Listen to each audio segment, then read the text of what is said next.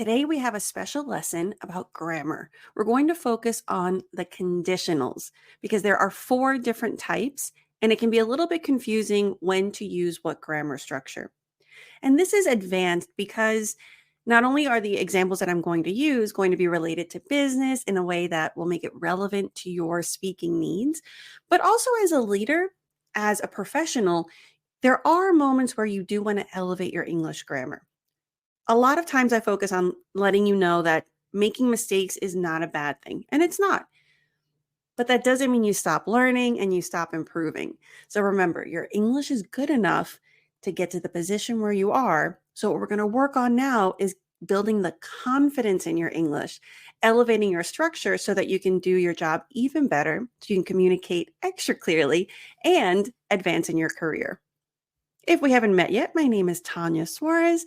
As a communication coach for non-native speakers, I'm here to help professionals like you communicate clearly and effectively in English. Now, about the conditionals, I don't know why we start with zero. So there are four: zero, first, second, third. So for the zero conditional, this one's probably my favorite because I think it's the easiest to understand. Also, the grammar is pretty simple for it. So the zero conditional is used to signify that when something happens, something else happens. So basically, you're going to use a zero conditional structure when it's a fact. So if plus the present simple, and then the present simple. And that structure will make sense in the example after this. Now, here's the thing. If you're like me, some of you might actually love grammar. For myself, I find that grammar labels, I don't know what it is about it. Just like even seeing the structure. Let me put this back up. Present simple.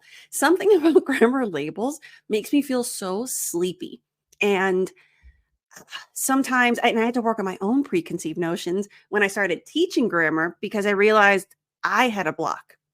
I thought that was boring, and that made it really hard for me to remember what word or what verb tense goes with what label.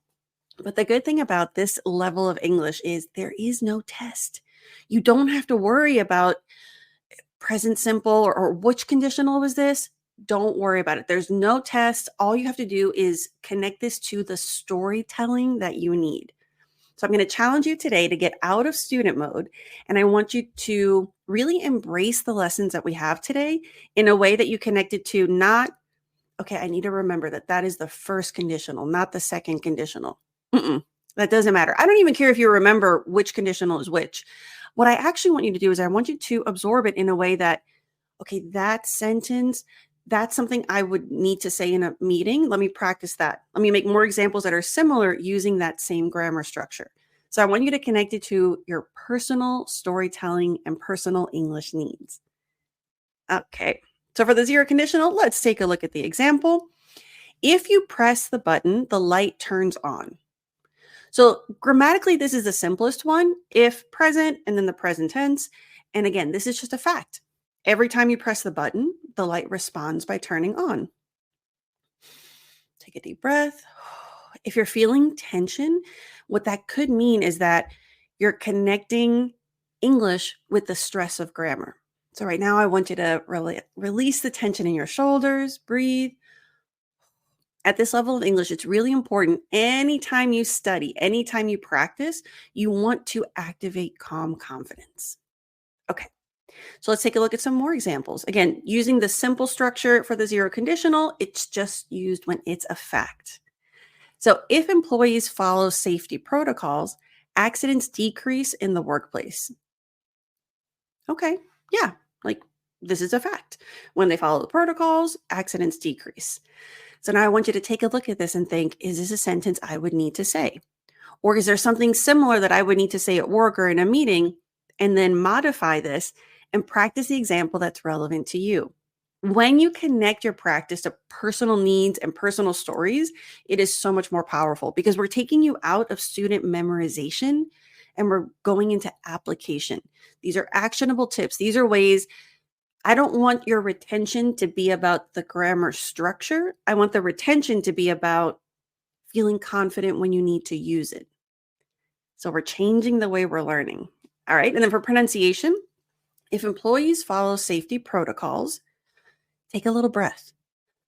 A little tiny inhale through the mouth. So if employees follow safety protocols, accidents decrease in the workplace. So here, yeah, we have some connected speech opportunities, but the main thing for intonation, as a non-native speaker, you might be used to saying sentences all in one breath. To really be more fluid, which then helps you be more fluent, how you breathe is actually really important. So when I say a tiny breath, I mean a tiny inhale through your mouth. When you speak, that's the exhale. And that's going to give you, it has such a great impact on the rhythm and intonation. Okay, next one. If businesses adapt to market trends quickly, they stay ahead of the competition. So again, this is presented as a fact. You do this, this happens always. So if businesses adapt to market trends quickly, tiny breath, they stay ahead of the competition. Okay, and notice here, I didn't say if businesses adapt to. Americans use the reductions a lot, and so we reduce sounds for TO, not for TOO, not for TWO, just TO. We will reduce that to T, T. Now you can choose to continue to say to, that's fine if that makes you feel like you're speaking more clearly, but this is also good to know for your listening skills because when you're aware of the reductions that Americans use, your comprehension increases and that makes you feel more comfortable. If businesses adapt to market trends quickly, they stay ahead of the competition. Breathe. I'm telling you that tiny breath, it's not only going to benefit your intonation, the rhythm, which then impacts your delivery, it also helps you slow down your heart rate, less adrenaline, more calm. And that helps you speak more clearly and more confidently. It helps you, if you struggle with sometimes freezing, and you're like, oh, I know the words, but I can't find it in the moment when I need it. This kind of breath work allows you to have better recall. So do it. Okay, now the next one is the first conditional. Now, for the first conditional, now we're getting a little more complicated structure wise, but it's not bad. And remember, you're not memorizing, you're understanding the storytelling purpose of the structure. So when you use a first conditional, you're going to use it when you want to signify that if something happens, something else will happen. Just want you to breathe, take that sentence in again. If something happens, something else will happen. And you're going to use if plus present simple and then will plus infinitive. If that feels overwhelming, don't worry about it. If you don't remember what an infinitive is, don't worry about it. Learn through the examples and then modify the examples to be more personal. And I'm telling you, it'll help you remember in a way that you've probably not experienced before. It's really cool. It's what fluency feels like. Okay, so the example here, if it rains, we will take the umbrellas. So if the event occurs, so if it in fact rains, we are ready with our response. We know we're going to take the umbrellas. And then one could say, like, if it doesn't rain, we won't take the umbrellas.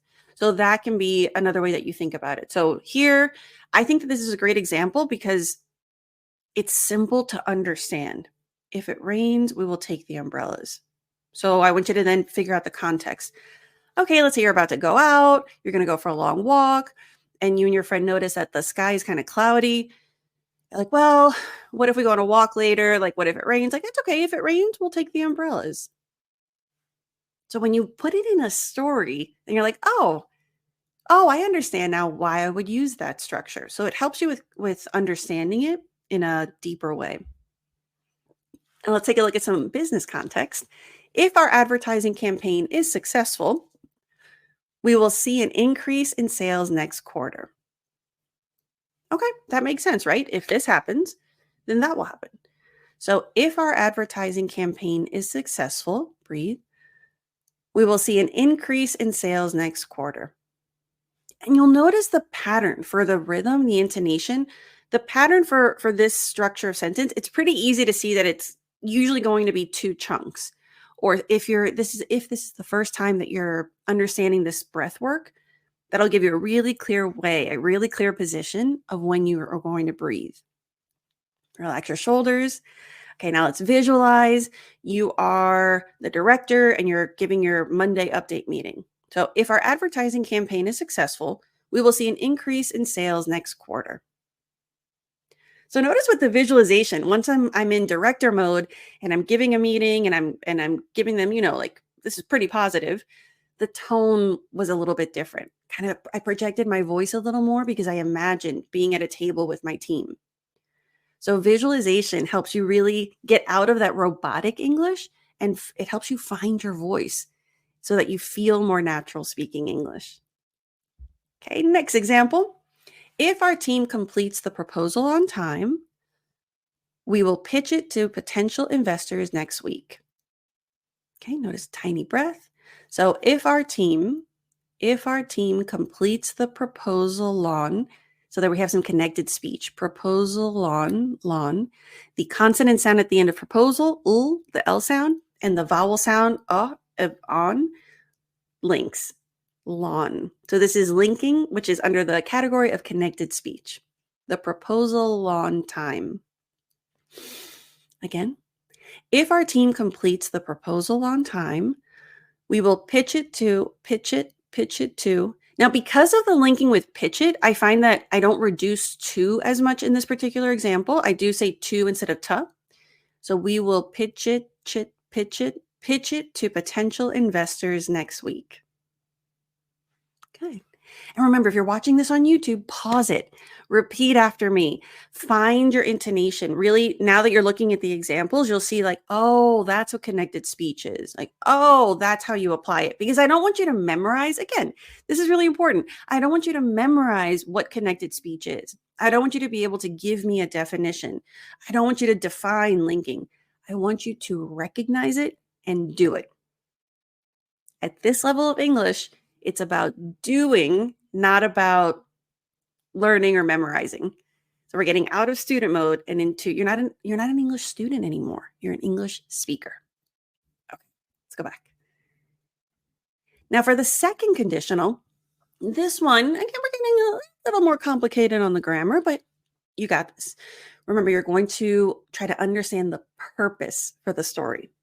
So with the second conditional, if something happened, but it didn't, something else would happen.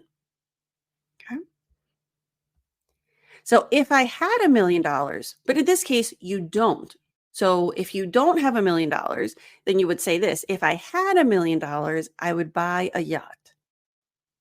But the implication, so this is where the grammar is really cool, because what the conditional grammar does is it says a lot without having to say it. So I don't have to say, I don't have $1 million, but if I had $1 million, that there's more implied knowledge when you use the conditionals. So without having to over explain, it's another way of, I like to think of it as another tool for being concise. So if I had $1 million, I would buy a yacht. So in this case, as you see here, something that didn't happen, which you don't have $1 million in this example, and what would happen if it did. So if I did have it, what would you do? So now let's take a look at it in a more real life business context. If we lowered our prices, we would attract more customers to our online store. So think about the implication. If we lowered our prices, which means we haven't done it yet, we haven't decided to do it, but the result of that, we would attract more customers to our online store. So this is where the implication in the grammar does make a difference. And as a professional, when you're presenting these things at work, this is where grammar can help you be more clear. So if we lowered our prices, breathe, just inhale through your mouth, not your nose, and then don't exhale. The exhale happens when you speak. If we lowered our prices, we would attract more customers to our online store. And this is going to help you if you have a tendency of being a fast speaker in your native language. Doing this kind of breath work is really effective in helping you have a more natural, slower rhythm in English, which allows people to hear you, because they need time. Like your mouth needs different space for the English sounds than it does in your native language. And so this is going to give you not only calm confidence, but it gives your mouth room to speak clearly, and it gives your listeners the opportunity to really digest your message. So it helps you be a better communicator. Okay, another example here. If we upgraded our technology infrastructure, so this means we haven't yet, we don't have any upgrades, but if we did, If we upgraded our technology infrastructure, we would streamline our processes and improve efficiency. Okay, relax your shoulders. Again, if we upgraded our, and notice here we have connected speech, upgraded the D sound connects to the O. If we upgraded our technology infrastructure, breathe, we would streamline our processes and improve efficiency. Now notice here, even though processes ends in a consonant sound, the S sound, and begins with a vowel sound, because of the way I'm reading it, because of my intonation choice and emphasis choice, I don't really link it. And that's what I mean when I say that connected speech is not an exact science. There are so many variables. It depends on what you want to say, how you want to say it, and depending on where your emphasis is, it'll impact where there is connected speech. And it doesn't mean it's right or wrong. It's just sometimes it's better for the message. So our processes and improve efficiency. So maybe I'm trying to sell this. So now let's get the context. I'm trying to really get the company to invest in the upgrade, and they're on the fence. They're like, I don't know. And you're like, well, here's some benefits. If we upgraded our technology infrastructure, we would streamline our processes and improve efficiency. So there I'm really exaggerating, emphasizing and when I do, that's when you hear the D, and, because a lot of times Americans reduce and we drop the D. But when you're emphasizing it for effect, we want to make sure we pronounce it. And the third conditional. Okay, the third conditional, I would say is the most complex grammar-wise, but again, once you realize the purpose of the story structure and the implications of the grammar, it becomes a lot easier to remember. And remember, you want to personalize your examples too. So make sure all the examples that I'm giving you, think about what's relevant for your work and your position. Make those changes so that when you're practicing, it's something that you can actually use in your next meeting. So with the third conditional, if something had happened differently, but it didn't, something else would have happened differently too. So it's kind of a mouthful, but let's look at it again. If something had happened differently, but it didn't, something else would have happened differently too. If that feels clear, great. Don't dwell on it. If it's confusing, don't dwell on it. We're just going to move on. And I find, at least for myself, and I don't know, you might be a different learner. For myself, I like to see the explanation and then see the example. And that's when my brain kind of clicks and understands the implication. So for the example, if we had caught the earlier flight, we would have arrived on time. So a situation that didn't occur, so you did not catch the flight, the potential consequence, if you had, would have been arriving on time. So we can explain it. So if we had caught the earlier flight, but we didn't, we would have arrived on time, but we didn't.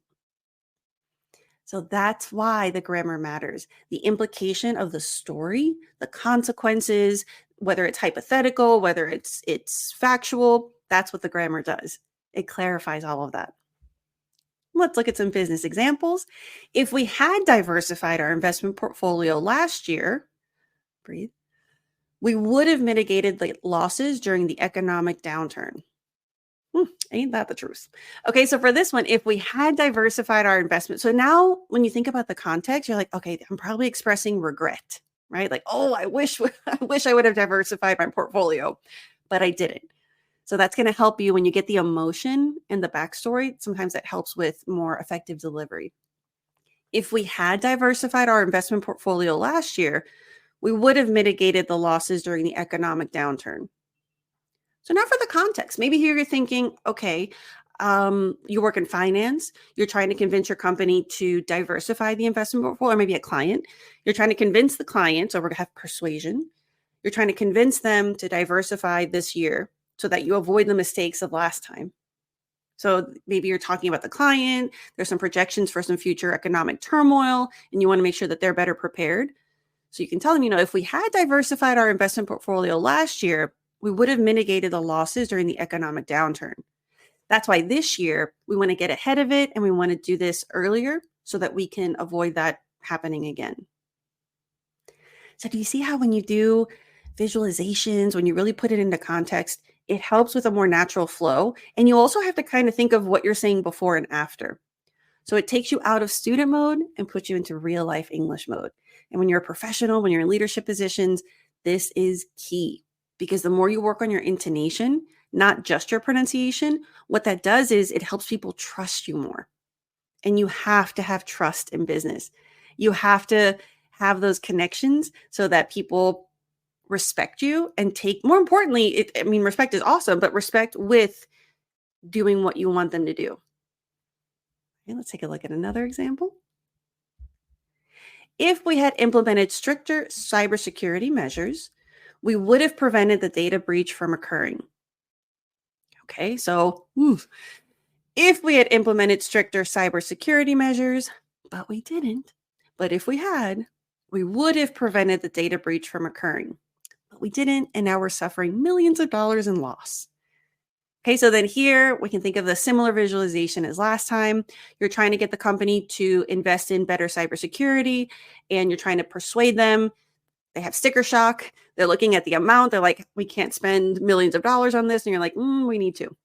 Because if we had implemented stricter cybersecurity measures, we would have prevented the data breach from occurring, and that would have saved us millions in losses, not to mention the hit we took to our reputation.